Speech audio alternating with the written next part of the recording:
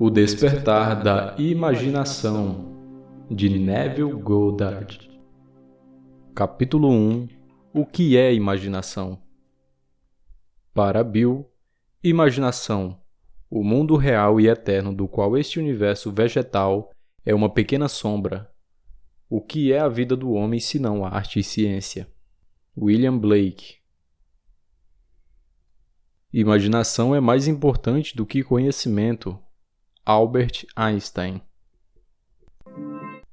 Eu não descanso em minha grande tarefa de desvendar os mundos eternos, de abrir os olhos imortais do homem contidos nos mundos do pensamento, por meio da eternidade, sempre crescente no seio de Deus. A imaginação humana. William Blake. Certas palavras, com o passar do tempo, acumulam tantas conotações estranhas que, por fim, quase perdem o seu verdadeiro significado. Tal palavra é a imaginação. Esta palavra serve para descrever vários tipos de ideias, algumas delas diretamente opostas uma à outra. Fantasia, pensamento, alucinação, desconfiança. De fato, tão vasta é a sua aplicação e tão variados são os seus significados que a palavra imaginação não define um status e nem possui um significado fixo. Por exemplo, às vezes pedimos a um homem para usar a sua imaginação, indicando que a sua atual perspectiva é muito limitada e, portanto, não é suficiente para realizar sua tarefa. Logo em seguida lhe dizemos que suas ideias são pura imaginação, expressando assim que suas ideias são infundadas. Dizemos que uma pessoa ciumenta ou desconfiada é vítima de sua própria imaginação, insinuando que seus pensamentos são falsos. No minuto seguinte, damos a um homem o mais alto tributo, destacando-o como um homem de grande imaginação, e assim, a palavra imaginação não possui nenhum significado definido. Nem mesmo o dicionário nos ajuda neste sentido. Ele define a imaginação como 1. O poder de imaginar, ou ação mental. O princípio construtivo ou criativo. 2. Um fantasma. 3. Uma crença ou noção infundada. 4. Planejamento, plotagem ou esquema de construção mental. Eu associei e defini a figura central dos evangelhos como a imaginação humana, o poder que torna possível o perdão dos pecados e a realização dos nossos objetivos, inevitável. Todas as coisas foram feitas por ele, e sem ele, nada do que existe teria sido criado. João 1, versículo 3. Há apenas uma única coisa no mundo: imaginação. Todas as outras são apenas deformações da mesma. Ele é desprezado e rejeitado pelos homens, o homem das dores, e conheceu o seu sofrimento. Isaías 53, versículo 3. A imaginação é a porta de entrada para a realidade. O homem, disse Blake, é tanto a arca de Deus como um fantasma da terra e da água. Naturalmente, ele é apenas um órgão natural sujeito aos sentidos. O corpo eterno do homem é a imaginação. Ela é o próprio Deus em si, o corpo divino. Jesus. Nós somos seus membros. Eu não conheço melhor a mais verdadeira definição de imaginação que a de Blake. Através da imaginação, nós temos o poder de sermos qualquer coisa que desejamos ser. Através da imaginação, podemos desarmar e transformar a violência do mundo. Nossos relacionamentos mais íntimos, assim como os mais casuais, se tornam imaginativos quando despertamos para o mistério escondido através dos tempos. Que Cristo em nós é a nossa imaginação. Nós descobriremos então que à medida em que vivermos pela imaginação é que nós verdadeiramente poderemos dizer que vivemos afinal. Eu quero que este livro seja o mais simples, o mais claro e o mais franco trabalho que eu possa fazer.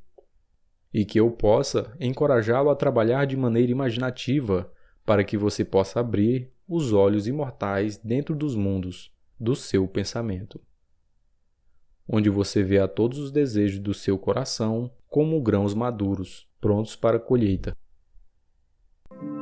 Eu vim para que todos tenham vida e a tenham em mais abundância. João 10, versículo 10. A vida abundante que Cristo nos prometeu já é nossa. Podemos experimentá-la agora, mas não enquanto nós não tivermos a Cristo como sentido da nossa imaginação. O mistério que esteve oculto pelos séculos e gerações e que agora foi manifesto aos seus santos, aqueles entre os gentios, a quem Deus quis fazer conhecer quais são as riquezas desta glória, que é Cristo em vós, a esperança da glória. Colossenses 1, versículo 26 e 27. É a sua imaginação. Este é o mistério que eu sempre me esforço para compreender, e que me esforço ainda mais para que os outros também compreendam. A imaginação é o nosso Redentor, o Senhor dos Exércitos, nascida através do homem, mas não concebida por ele. Todo homem é Maria, e a luz a Cristo deve dar. Se a história da Imaculada Conceição e do nascimento de Cristo parece ser irracional ao homem, é porque ele a interpreta erroneamente como um acontecimento cósmico, histórico e/ou biográfico. E os nossos exploradores da imaginação não ajudam chamando-lhe de mente subconsciente ou inconsciente. O surgimento e o desenvolvimento da imaginação são a mudança gradual de um Deus tradicional para um Deus de comunhão. Se o nascimento de Cristo no homem parece lento, é porque o homem não está disposto a abandonar a sua confortável, porém falsa fixação no tradicional. Moisés e Arão reuniram a congregação diante do rochedo, e em seguida Moisés exclamou: Ouvi agora, rebeldes. Será que teremos de fazer jorrar água desta rocha para vos saciar a sede? Em seguida, Moisés ergueu o braço e bateu na rocha 2 vezes com seu cajado, e imediatamente dela jorrou água potável, e saciou a sede de todo o povo e seus rebanhos. Números 20, versículo 10 e 11. Quando a imaginação for descoberta como o primeiro princípio da religião, a pedra do entendimento literal sentirá o toque da vara de Moisés, e como a pedra no deserto de Zin, jorrará a água do significado psicológico para saciar a sede da humanidade. E todos os que beberem do cálice oferecido e viverem uma vida de acordo com esta verdade, irão transformar a água do significado psicológico no vinho do perdão. Então, como um bom samaritano, eles irão derramá-lo sobre todas as feridas. O Filho de Deus não deve ser encontrado na história, e nem em qualquer outra forma externa. Ele só deverá ser achado como a imaginação daquele em quem sua presença se torna manifesta. Fosse tu uma manjedoura para o seu nascimento, Deus mais uma vez se faria uma criança na terra. Ângelus Silesius, poeta do século XVII. O homem é o jardim onde dorme o Filho unigênito de Deus. Ele desperta este Filho elevando a sua imaginação aos céus, cobrindo aos homens a altura divina. Nós devemos seguir imaginando mais do que o melhor que conhecemos. No momento em que o homem despertar para a sua vida imaginativa, ele deve realizar o teste para a sua filiação. Pai, revele o teu Filho em mim. James Montgomery. Isto agrada a Deus, quem me separou do ventre de minha mãe e me chamou pela sua graça. Gálatas 1, versículo 15. O teste supremo de filiação é o perdão dos pecados. Teste que sua imaginação é Jesus Cristo, o Filho de Deus, é sua capacidade de perdoar o pecado. Pecado significa perder a marca em sua vida, estar aquém do seu ideal, não conseguir alcançar os seus objetivos. O perdão significa a identificação do homem com o seu ideal, ou seu objetivo na vida. Esta é a função do despertar da imaginação, o seu supremo triunfo, pois ele testa a capacidade do homem de adentrar e comungar com a natureza oposta ao seu estado. Que diga o fraco, eu sou forte. Jó 3, versículo 10. Racionalmente, isso é impossível. Somente uma imaginação despertada pode adentrar e comungar com a natureza do seu oposto. Esta concepção de Cristo ser a imaginação humana levanta uma série de questões fundamentais. Seria a imaginação um poder suficiente, não só para permitir-me assumir que eu sou forte, mas também um poder que me torne capaz de executar tal ideia? Suponha que eu deseje estar em algum outro lugar ou em alguma outra situação. Poderia eu, imaginando-me em tal estado ou lugar, alcançar a sua realização física? Suponha que eu não possa pagar por uma viagem e suponha que o meu atual estado social e financeiro se opõe a essa ideia que eu quero realizar. A imaginação sozinha seria suficiente para realizar esse desejo? A imaginação compreende a razão? Por razão, quero dizer deduções a partir das observações dos sentidos. Ela compreende o mundo dos fatos externos? Nos meios práticos da vida cotidiana, seria a imaginação um guia completo para o comportamento? Suponha que eu seja capaz de agir continuamente com minha imaginação. Ou seja, suponha que eu sou capaz de manter o sentimento de ter o meu desejo realizado. Minha disposição se manifestaria em um fato? E, se ela se manifestasse em um fato, devo eu considerar que minhas ações durante o período de premeditação foram razoáveis? Minha imaginação é uma energia suficiente não só para assumir o sentimento do desejo realizado, mas também é por si só capaz de encarnar uma ideia. Minha imaginação é uma energia suficiente não só para assumir o sentimento de desejo realizado, mas também é por si só capaz de encarnar uma ideia? Depois de assumir que eu já sou o que eu quero ser, devo eu continuamente me guiar por ideias e ações razoáveis para o cumprimento da minha suposição? A experiência me convenceu que uma suposição, mesmo que falsa, se for mantida, resultará em um fato. E que a imaginação contínua é suficiente para todas as coisas, e todos os meus planos e ações racionais nunca compensaram a minha falta de imaginação. Pois, não é verdade que os ensinamentos dos evangelhos só podem ser compreendidos no âmbito da fé? E que o Filho de Deus está buscando sinais de fé nas pessoas e a todo momento, ou seja, a fé em sua própria imaginação? Não é essa a promessa. Tudo quanto em orações pedirdes, tenhais fé que já o recebestes, e assim vos sucederá.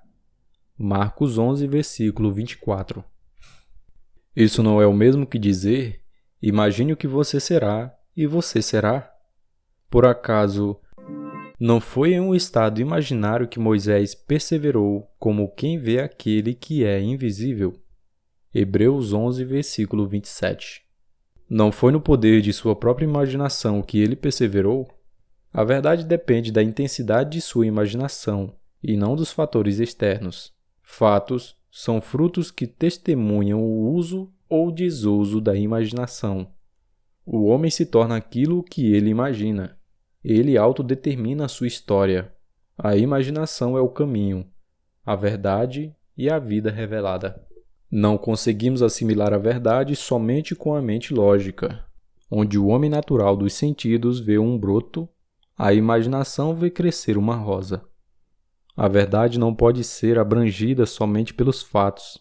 À medida em que despertamos para a vida imaginativa, descobrimos que imaginarmos uma coisa é o mesmo que criá-la, e que um julgamento verdadeiro não precisa estar em conformidade com a realidade externa a que ele se refere. O homem imaginativo não nega a realidade do mundo exterior, da imaginação, da manifestação sensorial, mas ele sabe que é no mundo interior que a imaginação contínua, que está a força pela qual o mundo exterior da manifestação sensorial é trazido à realidade. Ele vê o mundo exterior e todos os seus acontecimentos como projeções do mundo interior da sua imaginação. Para ele, tudo é uma manifestação da atividade mental que se passa na imaginação do homem, mesmo quando o homem razoável e sensorial não está ciente disso. Porém, ele percebe que cada homem deve tornar-se consciente desta atividade interna e observar a relação existente entre o mundo interior casual da imaginação e o mundo exterior sensorial dos efeitos. É maravilhoso descobrir que você pode imaginar-se no estado do seu desejo realizado e escapar das prisões construídas pela ignorância. O verdadeiro homem possui uma imaginação magnífica.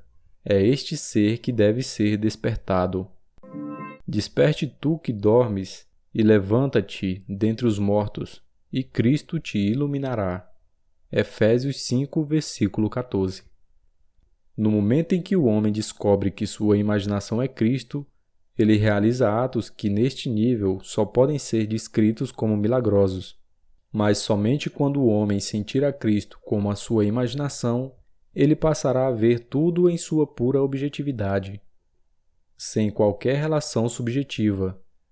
Se ele não perceber que tudo o que ele encontra faz parte de si mesmo, ele se revoltará com o pensamento que ele escolheu e com as condições de sua vida, pois eles estão relacionados por afinidade à sua própria atividade mental. O homem deve acreditar firmemente que a realidade se encontra dentro dele, e não além dele. Embora os outros tenham corpos e uma vida própria, suas realidades estão enraizadas em você, e começam e terminam em você, assim como você começa e termina em Deus. Não fostes vós que me escolhestes. Ao contrário, eu vos escolhi a vós, e vos designei para irdes e dardes fruto, e fruto que permaneça.